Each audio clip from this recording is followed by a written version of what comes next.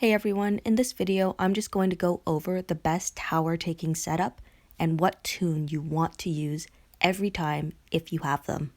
So I know a lot of people will say, oh, I run Mirabelle and Abraham, or I run Blue Governor, or I run all trainers, all Benedicts. Now the best setup that I have found is using a single Rocket Abe. Now the reason why Rocket Abe is such a great character to use is that his rush deals 325% damage to a group of enemies. This means the number of enemies that he can attack is unlimited, per side.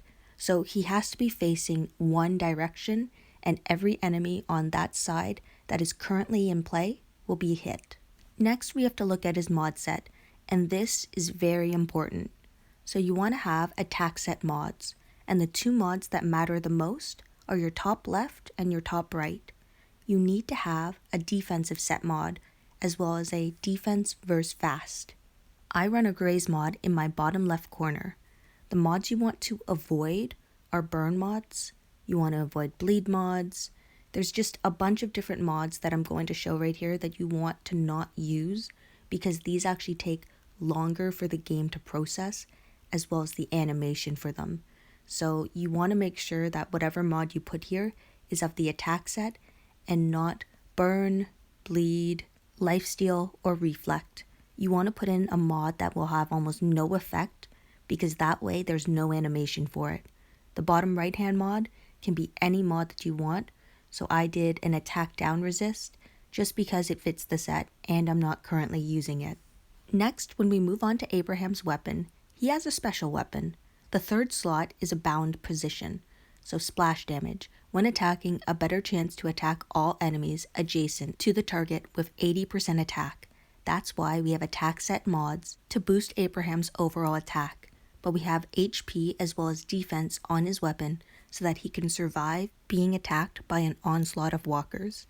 My weapon is not perfect at 30% HP and 29% defense, but it's sufficient for what I use Abraham for.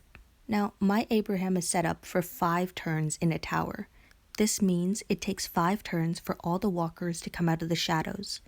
I have to have Abraham's rush timed out so that when all of the walkers are exposed, he rushes. And to do that, I wanted to have his rush at 6 out of 10. If you want to have a 4-turn Abraham tower team, you need to have his rush at 10 for 10. As you can see, a single Abraham is very efficient. And the reason for this is because there's less animation that needs to be done.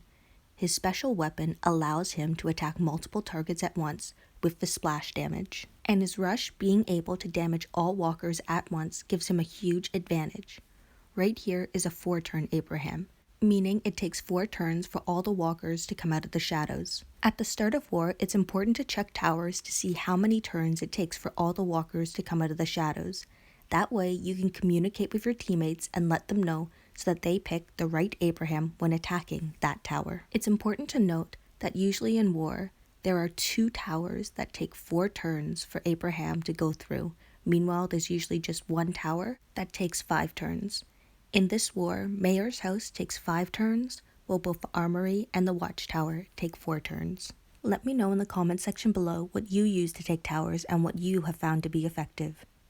Thank you everyone for watching and listening to my video.